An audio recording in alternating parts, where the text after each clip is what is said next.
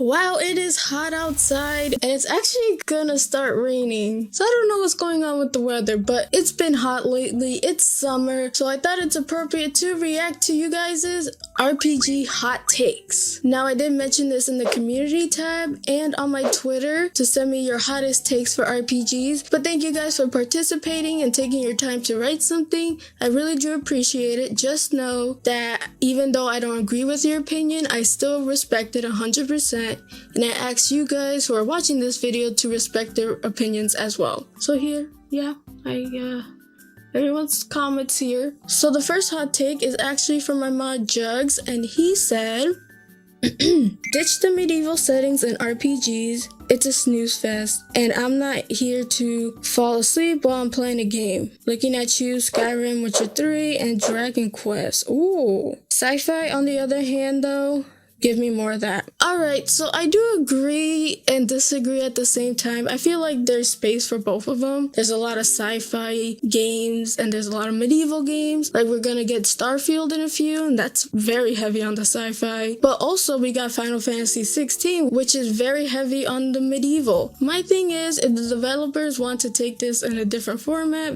via sci-fi or medieval, it's up to them. I like both. And we've also seen some unique settings which have both in some capacity, but I love when they experiment with new settings and giving us a fresh take that's not just sci-fi or not just medieval. I would give that sci-fi is easier to add things than it is medieval, because with medieval you still gotta follow some rules. So I got 3 comments from this next topic from Film Guts and PK in the Universe and also Mr. Pete. So essentially all these comments are saying RPGs are too long. Now, I agree and disagree. There are RPGs, even though they're not much, that are really short compared to others, but I do agree that in some games there are way too much padding. And this is especially important for adult gamers like me and many others. We don't have time to sink into a game like we did when we were children. We have responsibilities, jobs,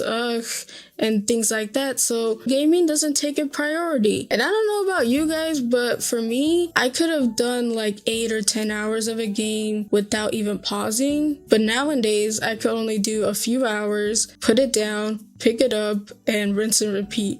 I can't go as far as I did when I was a kid. I guess I lost my stamina or something. And the RPG genre is notorious for having long RPGs. A good case is Persona 5. That game is long. Now, there is side quests and stuff, and I do believe that you don't have to do every side quest if you don't want to. Just do the ones you think are important and then keep it moving, because you'll stay more focused to the story and it wouldn't be as long. But that's besides the point, because even the main story is really long and it's a time investment for sure. I recently played Atelier Marie, and that was a breath of fresh air because the game is short. The main campaign is no more than 10 hours. I got to do 3 playthroughs and I got to get different endings, and I feel like games like that should be more normalized. Alright.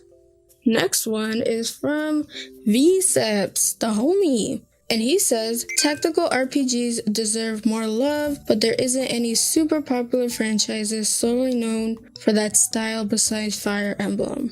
So with this one, I agree. Like, there's a lot of other tactical RPGs out there, but Fire Emblem is pretty fire, not gonna lie. I love them, but I do think more tactical RPG games should be spotlighted more, like Valkyria Chronicles. That game is really good. It plays like Fire Emblem, but with a more modern approach. So I would love to see more tactical RPGs get the spotlight. I might do a video on recommendations for tactical RPGs. Though, I had a lot of hopes for Triangle Strategy, and that game was not it. Alright, and the next comment is, constantly backtracking is whack. Just let me get to a new place. Yeah, I agree with that. Some games, they're needed to flesh out the story and stuff, but other than that, there better be fast traveling, because I hate backtracking on foot.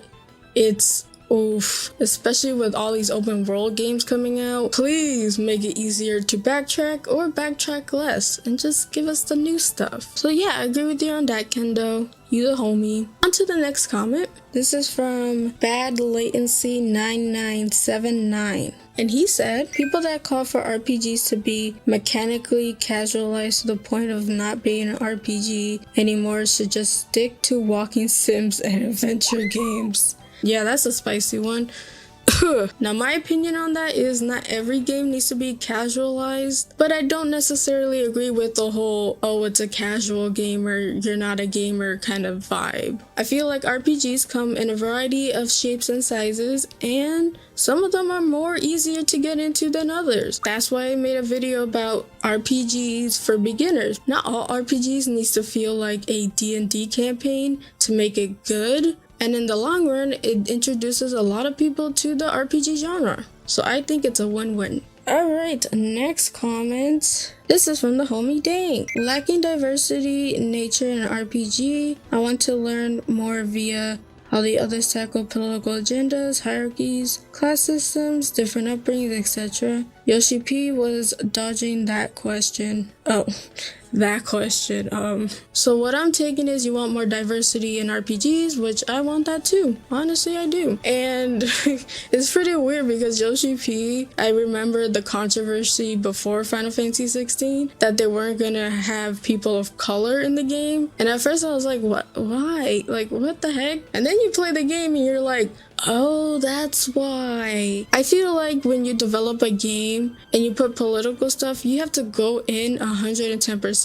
Do not bring up those topics if you're too scared to flesh it out, in my opinion. And I hate when developers just add it for the shock value, but don't really dedicate the time to go into the politics. And Yoshi P dodging questions is part of that. People are going to wonder where they get the inspiration from because games are made by people. People have history, so they want to see the parallels. So I get what you mean, Dang. We need more diversity, and we need more games that have diversity. Don't shine a big light on it, but don't hide away from the questions either kind of vibe. Alright, and this one is from Mila's Game Room, and she said visual novels with RPG gameplay, like the Ultra, I can't pronounce the name, but I know which game you mean, and Sakura Wars are JRPGs as well as visual novels. And it's weird because RPGs and visual novels are really alike in some ways. In RPGs, your main goal is to be role-playing, and visual novels is a good way to do that as well. So I think a mesh between visual novels and RPGs are a really good match. And I hope that more visual novels x RPGs are more of a thing in the future. Alright, next comment, and that is from NVDub Gaming. Hello. The term JRPG shouldn't be used anymore because it's kind of putting the RPG that happened to be made in Japan in a box. The Japanese don't use that term, and they also don't use Western RPGs. The only distinction should be turn-based RPGs and action-based RPGs. Alright, now this question is kind of loaded. I agree, but then disagree in some points. I think I use JRPGs as more of a category than anything. If you haven't noticed, I've been saying RPGs throughout this video, and that's because it's going out to the public and stuff. So I do respect what they said about it, but I still use the terms JRPG because when someone comes to me and asks, what's a good RPG? The first question in my mind is, do you like Western or do you like JRPGs? And why I ask that is because Western RPGs and JRPGs tackle their stories in very different ways with themes, characters, motivations. So I feel like they should be in a different category. But when Yoshi P came out and said he doesn't like JRPGs, but then he clarified that in the past, a lot of people used to use the term JRPG as kind of a slanderous thing, and they didn't take their games as seriously. But then I'm like, that's not how people see it today. That's not how I saw it at all. So I agree and disagree with your opinion there, and I hope my explanation wasn't confusing or anything. Alright, next comment is from the Wise Guy 3683. He says, Pokemon's success proves the notion of turn-based combat won't sell enough for a larger budget release to be false. Alright, so I disagree with this statement because the success of Pokemon is just because it's Pokemon. It could be hot garbage, but it will still sell well. And I feel like Pokemon games, especially nowadays, are not a good metric to measure if turn-based games are actually good. Pokemon ain't it, I'm sorry. Next question is from Junk Food Poppy. Xenoblade Chronicles 2 sucks. Now I do agree to this statement. While it doesn't suck, I still think it's the worst out of the trilogy for me, except for Zeke and Pandoria. I love those two. Witch Fan 2562. Sorry if I mispronounced that. And they said the Xenoblade franchise is overrated. Now, I really disagree with that. I feel like the Xenoblade games are really cool and interesting. The lore is really unique, but I think it's not really that overrated. It actually deserves more hype than Final Fantasy in my opinion. So that is it for my hot takes with Mandy. I hope you guys enjoyed. And if you want, please hit that like button. I would really appreciate it. And if you want content like this and many more about RPGs galore, then please subscribe to the channel. I would appreciate that as well. I hope you guys have a beautiful rest of the day. And as always, play a good game. Peace.